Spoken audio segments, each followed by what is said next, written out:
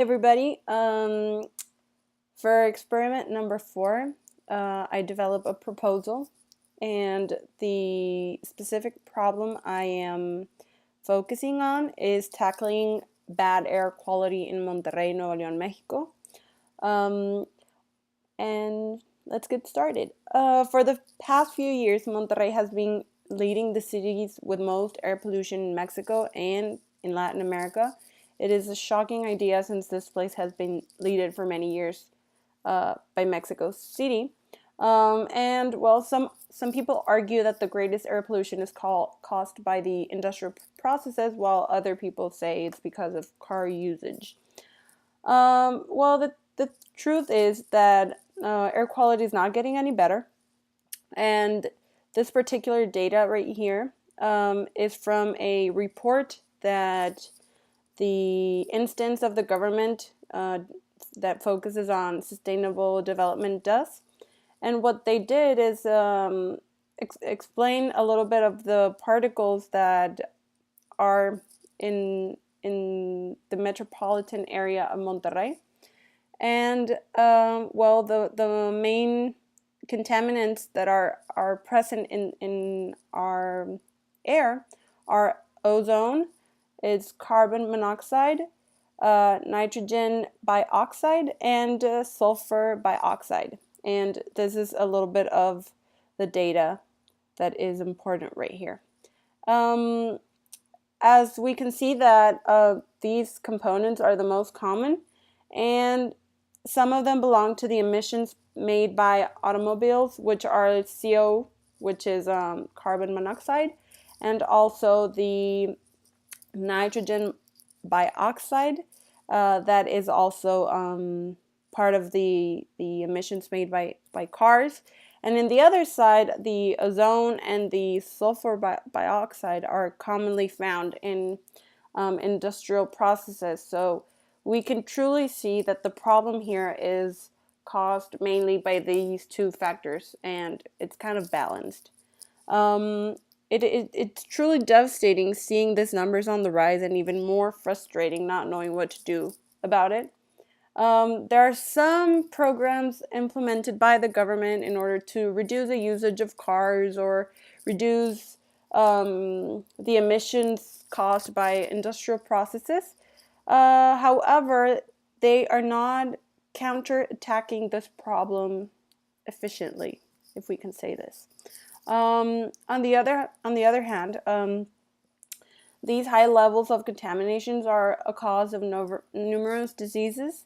Actually, according to UNICEF, children are the most affected by this environmental crisis, where air is completely polluted or highly polluted. Around 300 million kids breathe contaminated air, and that should be a really worrying number.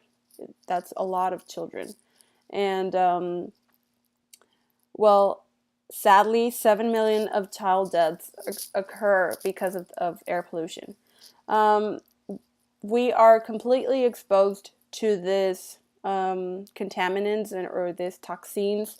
We can be in contact through our food or through our water, through breathing. People who exercise a lot are more exposed than people who exercise in outdoors activities than people that usually do activities indoors. And well, according to a review made by the Rochester University, they state that a healthy adult who is exposed to these pollutants for a short time or at a low dose may not develop long-term problems, but a person with a heart or respiratory condition can make their symptoms worse. So this is particularly, well, it's kind of a warning for all of us, Also, no, they specify that children and elderly are more susceptible to air pollution, since they have they have a more intake of oxygen in their specific stage of life. And well, we could see this figure by the Santa Barbara County that they explain a little bit of the health effects. And well, it's basically the respiratory illness, some heart attacks, like it can be a cause of a heart attack, birth defects, cancer, specifically in the lungs or in the trachea, or some also nervous system damage. And well, again, where do these toxins come from? Well, some chemicals that we may use at home, but specifically from cars and trucks and from industry sources. So it's clear that our environment is in continuous decadence. So from this point, what can we as citizens do about it? Are there any existing solutions? Are they working? What else can be done?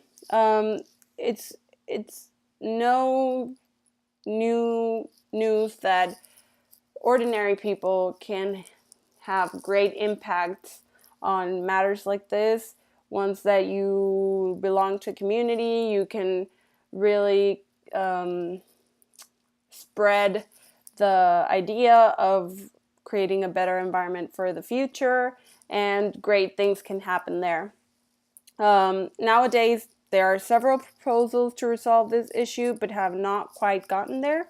For example, the government has some regulations on the amount of cars that can be driven certain days, and this helps reduce the emissions, but not quite solve the problem, since we use cars more and more every day. And some basic regulations for industrial production, but are not strictly implemented. So again, it does not solve the problem. But I think in particular that we need an idea that is disruptive, that helps reduce the air pollution, and that, well, eventually decrease the death rate in this world. As said before, normally everyone wants to do something, but they can't or don't find an easy way to do it, and this is a little bit about the proposal I want to make. It may sound a little crazy, but things that have changed our world were crazy when they started, and we now see them as something normal. And the proposal for tackling this issue is building vertical gardens all over the city. And why vertical gardens? Like, is it possible? Can we do that? Well, there's specific a project that started in Mexico City, and it started like under some bridges that people drive through, and they have been having great impact in their city. And I think we could adopt this as well. But I even want to make it easier for everyone to have the impulse to do this. And how? How can we do this? Well, let's imagine that by disposing our toothbrush or the pencil you used for years in school, a plant could grow out of them and eventually help purify our air. And hereby, I present you air seeds. Air seeds are daily use products made of biodegradable materials that contain seeds, and after you're done using them, they can be planted to grow a plant. The first product thought was a toothbrush, which normally has a productive life of 2 to 3 months, and most of them are made of plastic and end polluting our streets and oceans. The benefit of this proposal is that, well, there's several benefits, but there are that the production of this product will have the least impact possible on the environment. We're going to try and reduce the emissions we have of the production, and as well, it will have a brighter life than those on the market. And the design is as follows. At the back of the toothbrush, a small compartment would be added containing seeds. So when you end using your toothbrush, you would tear that compartment open and introduce that side of the toothbrush into soil, and regularly pour some water on it and take care of it so that the seeds can be grown.